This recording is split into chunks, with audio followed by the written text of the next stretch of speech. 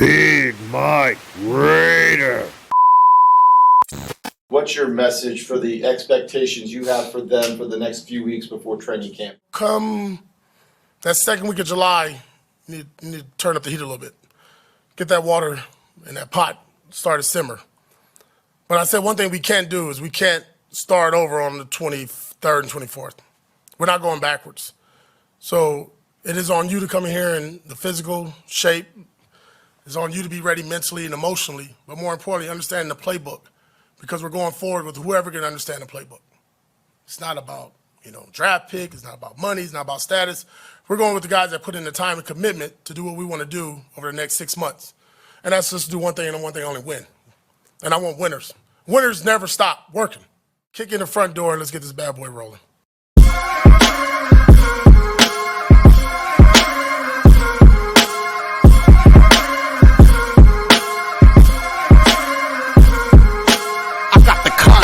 This is one of them hits now. Heard back from Earth, we just shot a few of my ships down. It's safe to say I'm totally pissed. Wow, my cloaking devices just malfunction. Guess it's time for a sit down. This is the problem I got with humans, mostly the common man. Constantly fucking with energy they don't understand. Always thinking they got the upper hand. The G-forces for my maneuvers can snap your spine like a rubber band. I shouldn't waste my time, they ain't half as nice. Put a Red Bull in your coffin so your ghost can have wings in the afterlife. Let's rock and roll like a belly dancer's rhinestone. It was my idea to shake the pineal gland like a pine cone. My thoughts create hurricanes, tornadoes, and cyclones. A punch for me is like an avalanche of granite and limestone. You live here, now this is my home. I neuralize both your retinas, you wake up staring at the screen of your iPhone. Confused by the light plus the high tone. And now we connected from the microchip I placed next to your thigh bone. It's hard to understand cause you're mind blown, but I gotta cut communication. Your government just scrambled their spy drones. That voice speaking Sumerian, the oldest language in human history. I can't explain it. Yo, what's good? It's your boy, Big Mike Raider. We got the lights on now. Man, we got a special one for you. We're going to talk about some things, particularly the Antonio Pierce presser. I'm going to have some reactions for you for 5 short clips. But before we get into it, you guys already know the deal. I need for you guys to like the thumb, hit the sub, and share with your folks. Guys, also, PlanetRaiders.com. Guys, check it out. Throughout the season, we're going to have some stuff dropping down the line. And I need for you guys to stay tuned for PlanetRaiders.com. But, guys, we are talking about the Antonio Pierce presser. He has some things to say. It was kind of a state of the Raiders kind of a deal. He kind of explained what was going on with the Raiders leading up to this training camp, or these OTAs and mini camps and things like that, kind of leading up to this point, what he built to get to this point, coaching staff, offense, draft, a little bit of everything. So he's talked about that in this presser, and he's given us kind of an inside look on what's going on with the Raiders and giving us some stuff to get excited for down the line. I'm going to show you guys the first one. It's not a video, but it's quick clips of what he said in his presser, and then I'm going to give you my reaction for each one. But, guys, without further ado, let's jump into the first one, which is assembling his staff, talking about how he assembled it, how he kind of came about adding older coaches, more grizzled vets as head coaches, and kind of the younger guys, and kind of bridging that gap. But I'm going to show you guys a quick clip, and then I'll give you guys my reaction. Stay tuned. Did a interesting thing in assembling your staff, AP, of older guys with a ton of experience, younger guys with very little. Was that intentional on your part to mix that up the way you did? Yeah, just because of time, technology. You think Marvin Lewis can go in there and go crazy on that computer and Rob Ryan and Joe Philbin? No. Then you got some guys that, straight out of college, and some younger guys coming from the college ranks and other places that are really tech savvy. Then you got guys that have been head coaches, coordinators at different levels and been in different systems. And some systems that we really studied over the last 2 years prior to me taking over. You look at a guy like Robbie Leonard with Baltimore, and then Gerald Alexander with Pittsburgh. You talk about guys that came from organizations and places that play football the right way. And the more intel and people you can grab from those places, the better we are. And more importantly, good people. And I think for all of us, and I talk about it, we always say we got to coach the players, but coaches need to be coached. And when you have the expertise of a Marvin Lewis, a Joe Philbin, the years of a Rob Ryan, which I'm sure was an entertaining conversation yesterday for you guys, man, how can you pass that up? And I'm really excited that they want to be here next to myself and the rest of our staff because they can do other things, right? Does Marvin Lewis really need to coach? Not really. Joe Philbin, not really. Rob Ryan, I mean, they've been in the game 30-plus years, all those gentlemen. So to be in the meeting room and just to hear them talk, and not just always to myself, but to the receiver coach, or to our young offensive assistant, whoever it may be, just for them to drop that knowledge is critical. And then at the end of the day, you want to see these guys prosper and get an opportunity someday to either be in my position or a coordinator or have their own room.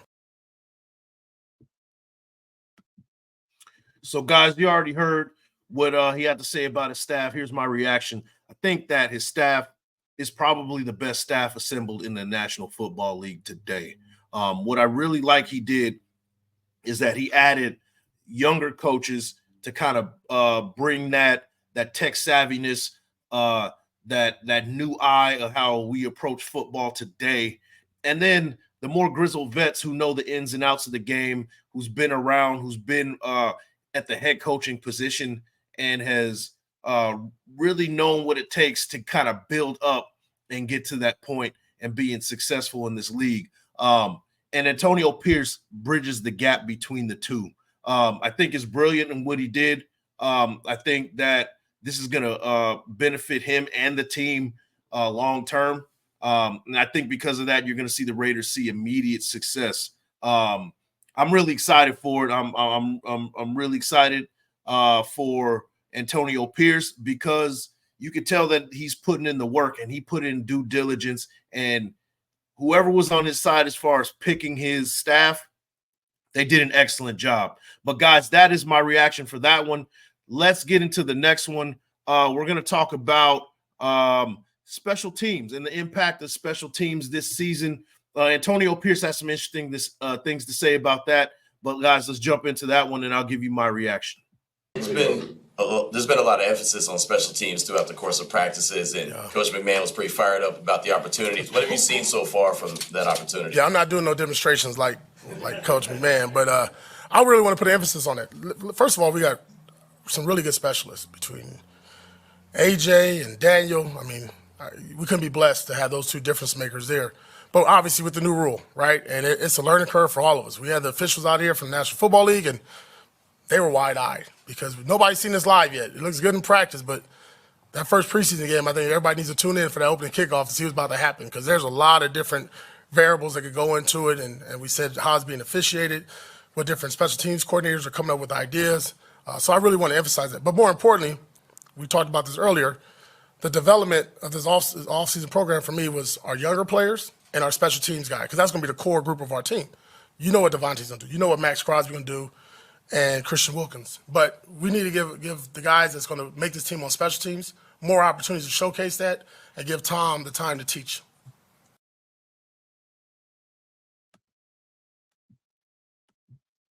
So you guys heard what he had to say about the special teams. I think that this year the Raiders are going to have a really good special teams core. A lot of youngsters coming in to kind of prove what they can bring to the table. Lobby, a lot of our our seventh round pick, Devonshire, and a bunch of guys that's kind of been around for a while, and even UDFAs that are trying to make this team. And I think that even more so this year, special teams is going to have an impact on how you win games. What kind of stuck out to me was how he talked about how the refs were kind of like surprised on what was going on special teams wise. So stay tuned for the Raiders and kind of what they bring special teams wise, maybe special kickoffs, maybe you see some super strategic ways in the kind of setting field position, how they return kicks, different things that we've never seen before, things that we haven't thought of. And I'm really intrigued to see what's going to go on with the special teams this year. That's one thing that a lot of people forget about as far as building a team this in this day and age. Everybody wants to talk about offense and defense, but back in the day, it was 3 phases to this game, and the third one was special teams. And if you won special teams, most of the time that was the deciding factor on whether or not you were going to win a game. And, you know, with the elimination of the kickoff in previous years and the punt and all the things like that, with the elimination of that or a lot less than it used to be in years prior, it didn't have as big of an impact as it used to. And now fast forward to today, we're going to see what kind of impact special teams has these days. And I'm really looking forward to seeing what the Raiders do with that. But guys, let's jump into the next one. This one is about the state of the offense.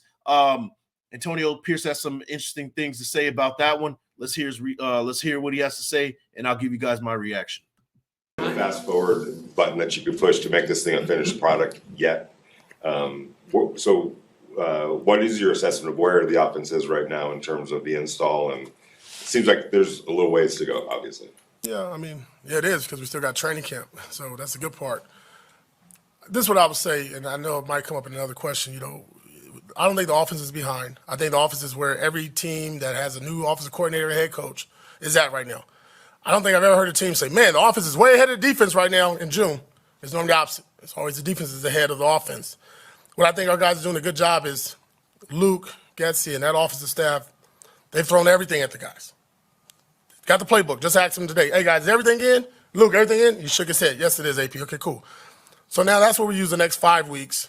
We get together as a staff when we get back in training camp. Okay, less is more. I live in that world, less is more. Who are we? What is our true identity? We'll figure that out more in pads. But I think when you give the volume, if anywhere, you don't care what office you're with, it's going to be some ups and down days. It's the learning curve. Do you remember 3 years ago with us, with Patrick Graham? It wasn't pretty. Look where we're at today. So one of our pillars was process. And I told our guys, don't get frustrated, just trust the process. And I know it's repetitive, it's a cliche deal, but it's true. Just trust the process. And again, it's on us as coaches to take out the things that we just can't get right. But it's also up to you as players to get it right, to study the playbook, right? To come back July 23rd, more dialed in, more focused, more of an understanding of what to expect, what the calls are, go to vocabulary. That's your job. You're a pro football player. You come prepared come July 23rd. I think you'll see growth as we go through training camp. So you heard what he had to say about that one. I think it was an excellent point on what he said about the offense versus the defense. Now, a lot of times, you know, from my experience, and, you know, Antonio Pierce kind of solidified that thought, is that the defense is always going to be ahead of the offense early on, because it just takes a lot more thinking to get things going on offense at the beginning. There's a lot of thinking involved, and when you're thinking while playing football, that is not quite the best mix in the world. You want things to become second nature when you do play the game of football. As opposed to defense, yeah, you're still learning concepts and things like that, but the very basics of your defense, you learn that pretty quickly, and you just kind of fly around because of that. So when you got one side flying around, not really thinking about what they're doing, and then another side trying to figure out what's going on, that is a recipe for making the offense or the other side look like they're kind of struggling a little bit. It's a learning process. And, you know, kind of throw in the fact that this is a new offense, just like Antonio Pierce said. They're still trying to install things, still trying to figure things out. Got a young quarterback. They're in the middle of a quarterback competition. So, you know, it's going to be an iron sharpening iron type of situation for the offense. As opposed to the defense, they're in year 3 of their situation. They're already pretty sharp, and they're just adding on. They're adding icing to the cake, so to speak. So, you know, there are different phases of their game of what they want to do on offense and defense. But in due time, you're going to see the offense kind of catching up to the defense just a little bit. And instead of seeing onesie twosies offense kind of getting the best of the defense, over time, you're going to see the offense having better days, better evolutions. I wouldn't say necessarily like a 50-50 back and forth, because the defense seems like they're going to be elite this year, but being more competitive in practice and as they get sharper with the offense. So, and I also like what he said about the players getting into that playbook during the off time, because right after this whole mini camp situation, they have plenty of time to kind of unplug and kind of get away from football. But he's also holding the players accountable to be like, okay, this is a time for you guys to kind of unplug and get away from football, but I need you to still take care of your bodies. I need you to still be in this playbook because, you know, everybody else is still doing the same. So we got to still put our work in as much as we can in the offseason, so when we come back, we're not starting from square one. So I do like what he said about that one. But here's the next one I got to say that Antonio Pierce has to say about Max Crosby and Christian Wilkins and kind of their leadership style, and going specifically Max Crosby versus Thayer Munford in training camp, and how that's going to build up Thayer Munford. So let's hear what he has to say about that one. Coach, I was curious. Yesterday, Christian Wilkins spoke about how Max Crosby brings up his level of play. I'm wondering how Max's gas tank challenges Thayer Munford, what you've seen out of his development with Max on the other side of him. Yeah, that's a great competition every day to go up against Max and Christian right over there. If I could just hit a little bit on Max and Christian, I think the best thing and the greatest thing for the Raiders, what we're seeing is two alpha competitors compete in everything. And that just goes back to the question earlier about quarterback competition. These guys are competing in everything. First one to get off the rock. First one to win the individual drill. First one to run from the jungle gym all the way to field one. I mean, everything's a competition. So what is happening with our team? Everybody's following. Everybody's now leading. When I first got here, it was a Max Crosby show. Fanboy Central. Wave your hands. And it was Max and the band. Well, now it's Max Crosby. Well, you know what? It's the Raiders running across the field. It's what you're seeing, and what you're seeing on the other side of the ball is guys competing. Everything I've talked about in every phase 1, phase 2, phase 3, mini camp competing. When I get to training camp, it's competing. It's Raiders versus Raiders until we get to week 1 of the preseason and week 1 of the regular season. The Raiders are going to be not the best of friends when we get to training camp. It's not going to be pretty. It's going to be ugly. I'm sure it's going to be violent.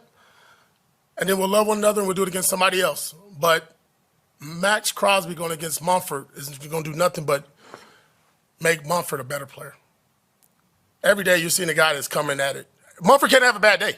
Can't have a bad rep because you're not the guy. I'm not slowing Max Crosby down. Not doing it. I told her staff, not doing it. Dude just walks around and bounces. Not going to do it. Munford's going to see that in real life when we go up against other really good defensive ends in the National Football League. So to get those repetitions each and every day, you know, give or take 50 to 60 snaps per practice, I mean, hopefully that speeds up the development and the growth with him and makes us a better team. So you heard what Antonio Pierce had to say about that one. Max and Christian Wilkins run this team. I can't think of a team in recent history or in recent memory where the defensive line was the heart of the team. This, as a defensive player, former defensive lineman, former offensive lineman, this excites me.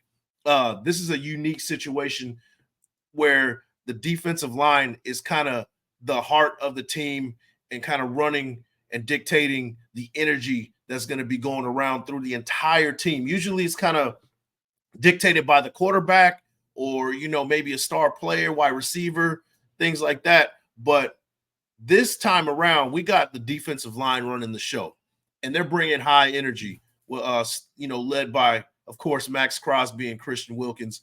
And I think that them two together is, you know, showing how hard they work, how fast-paced they are, is contagious. You're going to see the rest of the team kind of, you know, feed off of these two and bring that same kind of energy. And you can see it in training camp right now. You can see it in press conferences, the way they kind of carry themselves, the energy, the way they speak. You're starting to see our leadership kind of rub off on the rest of the guys. Now, as far as Max Crosby versus Thayer Munford was given the nod to be the starter at right tackle, so much to where, you know, they decided not to pick a guy in the first round like like Fuaga, who was available, and decided to go with a luxury piece like a Brock Bowers at tight end, instead of picking that right tackle to kind of what we thought was to bolster that right side for the future. They already feel like that they have their guy, Thayer Munford, on that side. And in saying that, once training camp hits, Max Crosby is going to be right over Thayer Munford the whole time, and whooping him up in practice on a play-by-play, rep-by-rep basis is only going to make Thayer Munford stronger. And I think it's going to benefit him a lot because he has the mentality, I believe, to kind of withstand that and take the criticism and kind of take his lumps and not be discouraged by getting beat from time to time. And over time, his development will make him really strong and be ready for competition down the line. Now, you can say that some players kind of lose that kind of confidence if they're getting beat up constantly. But I think Thayer Munford, from where he came from to where he is now, being a 7th round pick, not knowing whether or not he was going to make a squad a couple years ago, being at Ohio State, seeing his stock drop from the year prior to when I think when he was at guard and then move over to tackle, and then his stock drop a little bit, where originally he was like a 2nd, 3rd round projection, and then the following year, he didn't have as great of a year and his stock dropped a little bit, but found a way to kind of build himself back up, taking the lumps, taking the criticism, the hard criticisms, and taking teams passing him up and kind of looking at, I'm on the cusp of not being in the NFL, or being on the practice squad, not really having a job, to being a starter in this league. I think he has the guts to and the fortitude to kind of withstand whatever Max Crosby brings to the table during training camp, and him learning from it and making him a stronger player. So I do like that matchup right there, and stay tuned for that one. It's going to be exciting to see once training camp hits. But here's my last reaction. He's going to talk about Antonio Pierce is going to talk about Trey Tucker, Jacoby Myers, kind of highlighting. He kind of highlights a couple of players that he was looking at wide receiver up to this point, and kind of talking about the offensive weapons as well. So, guys, let's check it out. We already know what Devontae Adams can do. It's been documented. But when you look at the rest of that room, how good can that receiver room be for the Raiders this year? There's 2 guys I'm going to point out, and obviously the obvious ones, but one guy really stood out this offseason, Trey Tucker. Different dude. He looks different, acts different, runs different, catches the ball different. Don't look at the size. Don't mention that. Watch him play. He's the biggest guy out there. He had a hell of an offseason. Came back right after the offseason program, Super Bowl, and got in here and started working and was here every day. Blazer, we know about the speed, but everything that we talked about working on, he took that to another level. And you can see the look in his eye of a confident player, of a guy that's just going to constantly get better. He's pushing. And the guy that's right next to him, who I get it, because you have Devontae, these guys kind of get put in the background. Jacoby. Jacoby is that guy. When you say, I need a dog, Jacoby's a dog. Jacoby's an alpha. Jacoby is fearless. Jacoby works probably as hard as any player on our team. And his commitment, and you saw this last year, his commitment in the run game speaks volumes. Because he could be easily a 100-reception, 1,000-yard receiver. But it's all those other things. It's those crackback blocks. It's those hits on the DN, the linebacker, getting his nose bloody, rolling up his sleeves, flexing on guys, setting the tone. His energy and presence might not say a lot, and you guys know him. He's kind of real slick and sly with his words. But when he speaks, you better listen, because he's got some substance behind him. So those 2 guys have really taken a really good jump for us. It's been really good to see, because we're not going to win this game with one person. We're going to win this game as a collective group at the wide receiver core, the tight end, running back, and the quarterback. It's not on just one guy. And we won't win or lose by that. And these guys have really bought into the team aspect that it takes all of us to do it. I always talked about our superheroes putting on their capes. Well, I told the guys today, hey, those superheroes need some other guys to put some more capes on. We need some more capes in that room. And it's okay for Big Mike to step up. Brock Bowers, I don't care about a rookie. We're going to go. When he's ready to go, we're going to let him go. Right? Alex Madison, Zamir White, Amir. We got a lot of guys this offseason who have really relished in the role of competing and taking on that sense of ownership, like, I'm not going to wait for something to happen, I'm going to go make it happen. And that's the difference I see in our team overall. So you heard what he had to say about that one. Trey Tucker. I mean, I'm excited about what we're gonna get with Trey Tucker. Second year,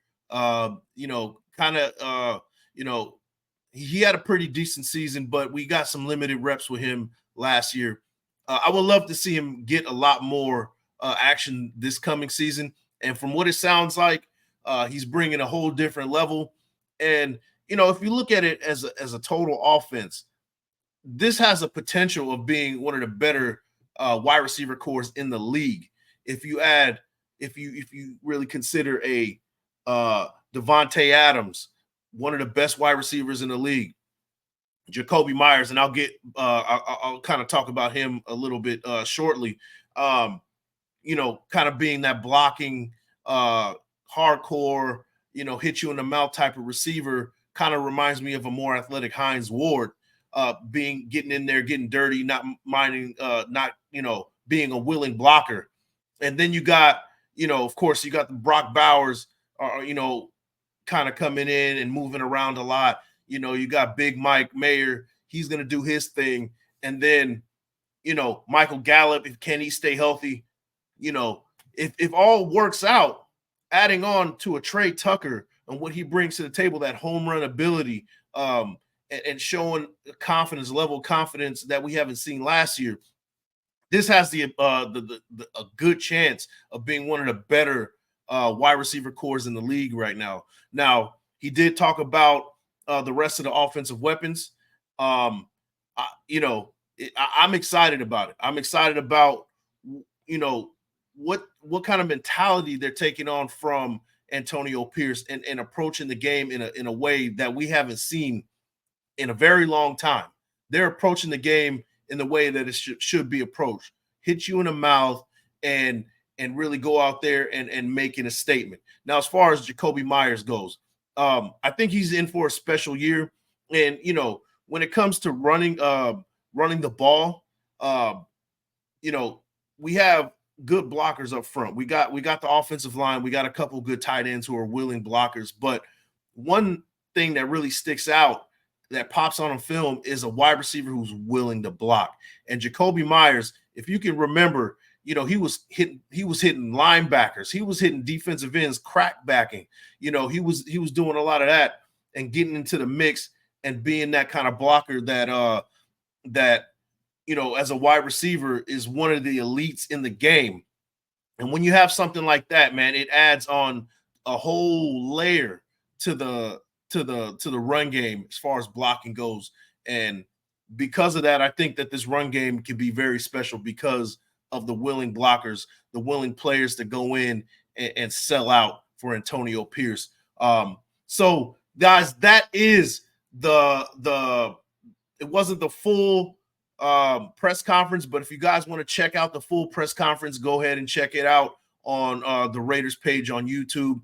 It was a really good press conference. It was engaging. Of course, is Antonio Pierce. You know what he brings to the table. But I wanted to share with you some of the things that were intriguing to me about the press conference and give you guys my reactions. I gave you my reactions on 5 clips. And guys, before you guys get out of here, I need for you guys to do that one special thing for me. Like the thumb, hit the sub, and share with your folks. Guys, that is the show, and I'll catch you guys on the next one. Peace.